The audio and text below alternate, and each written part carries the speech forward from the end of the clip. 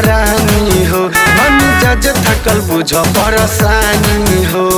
का बुझी बहरा से ढेर दिन परानी हो, मम्मी जज थकल बुझ परेशानी हो। अच्छा तनी सुत दन जागल बानी परसो के, सुन परसो के।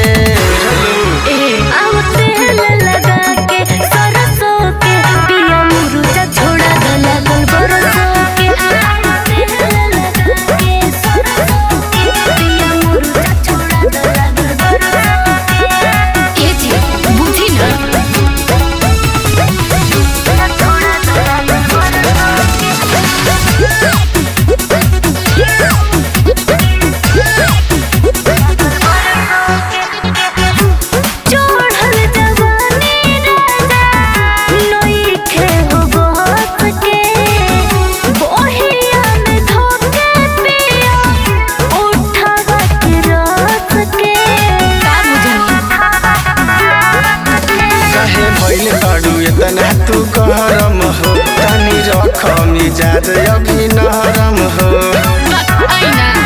आँख लागत सुत दन जरको से, सुन जरको से।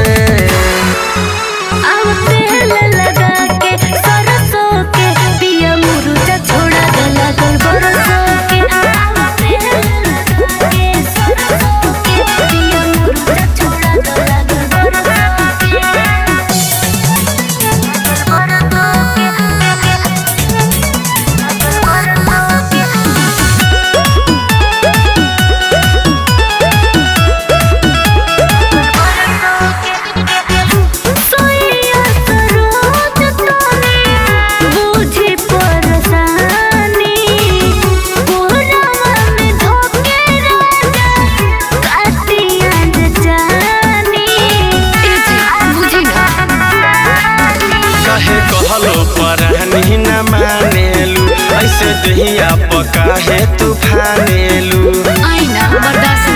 जवन कहे के बकह तनी फरको से, सुन फरको से।